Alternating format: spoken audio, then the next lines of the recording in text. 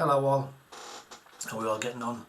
So yes, as you just seen there on the intro, I just wanted to give my thoughts and condolences to two massive legends of my childhood who sadly passed away this week. So Dickie Davis, who died on Sunday at the age of 94, you know, he was an absolute legend. I remember watching him on a Saturday afternoon with my granddad, watching the wrestling. You know, that was a massive part of my childhood growing up. So R.I.P. Dickie. And also, you know, the legend that's John Motson, Motty.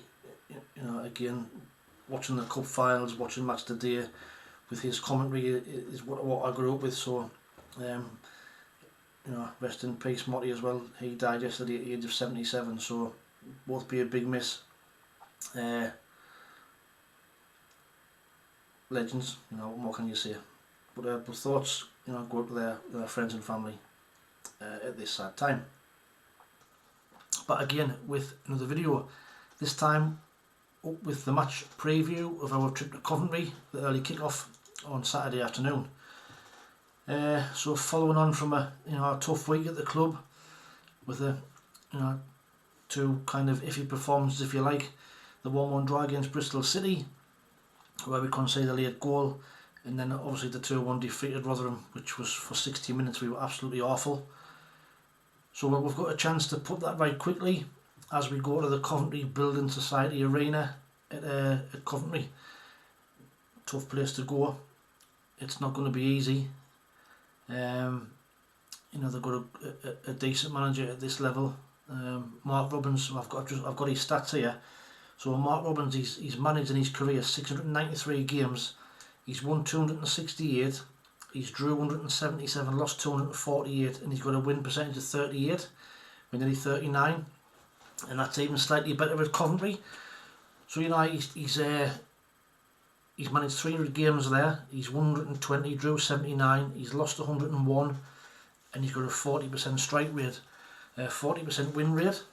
So you know, he's a decent manager at this level. You know, he's fiery, he's feisty, he's passionate, and he's won them some trophies and all. I think I've got, so he won the AFL trophy in 2016-2017, won the League 2 playoffs in 2017-2018, and then won League 1 in 2019 to take them up to the Championship, where they've been ever since.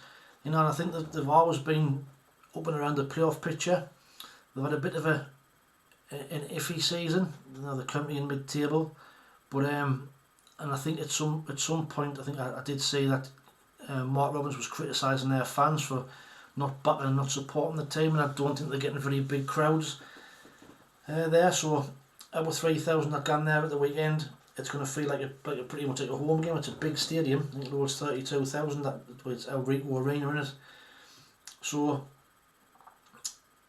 if we can go in there, you know, and you've all gone down there and take over everywhere we go, as the song goes, there's no reason why we can't down there and make it a happy trip and a happy trip back.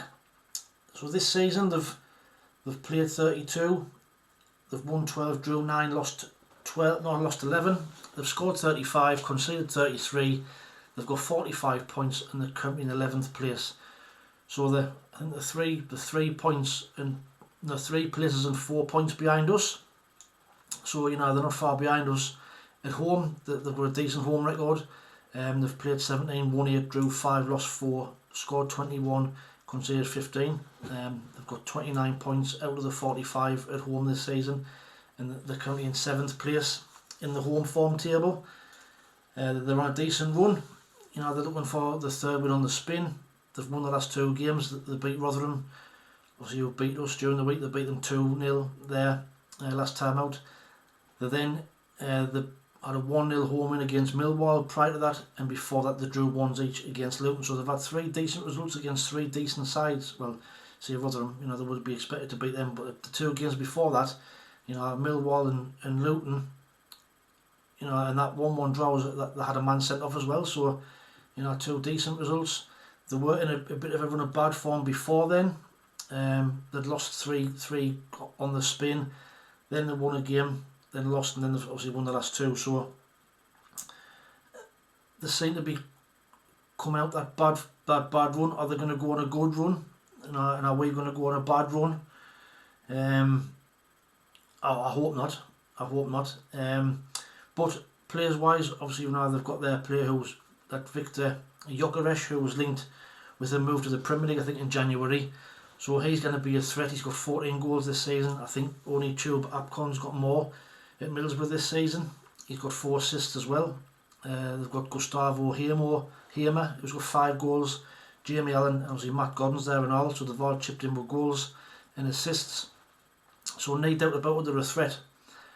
But we've got to get in there trying to put this bad run, to bed. We've got to get back to doing what we do.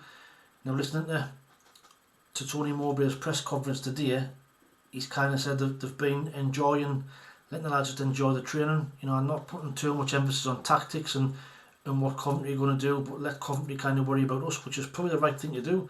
When we play our game, there isn't the team that can live with us, and maybe we've just took our eye off the ball a little bit, making changes, tinkering here and there. Did he change the side on Tuesday to trying to worry about Rotherham's physicality? I didn't know, but it didn't work. Luke O'Nien didn't work at right back. Dennis Certain had an off game, switching the 2 centre halves around, which I didn't get why he did that, why he made put Ballard on the left hand side and Bat on the right. It didn't kind of make sense. So team selection wise, I'd probably have Patterson in goal. Like I said, I'd have Trey Hume back in, Danny Bat, Dan Ballard, Ajay Elise here. Midfield, I'd probably have Mitchell and Neil with Roberts, Clark, Ahmad and Geltard. So that's probably the strongest lineup. Tony Mowbray did say on his press conference yesterday there's some fresh injury worries, but he wouldn't say who they are. So it'll depend who they are after what team he does pick. But that's the strongest side. If you're going to rest players, then possibly Ahmad could be left out. But me personally, I would start him, and then if we win in the game, fetch him off after an hour. There's no more week gives now for a while, so over that hectic period of Saturday, Tuesday, Saturday. So we'll play your strongest team, take them off early and rest them that way. That's the way I would do it. Score prediction wise, it's going to be a tough game. Like I've said, at this stage of the season, if we're serious about the playoffs, we have to go for the 3 points. But a draw wouldn't be a bad result on the whole. In the bigger picture, a point down there is probably a decent result. Let us know what your thoughts are on the match below. Give us your score predictions. What team would you pick? Would you bring Ekwa in? Do you think you're ready for the first team start?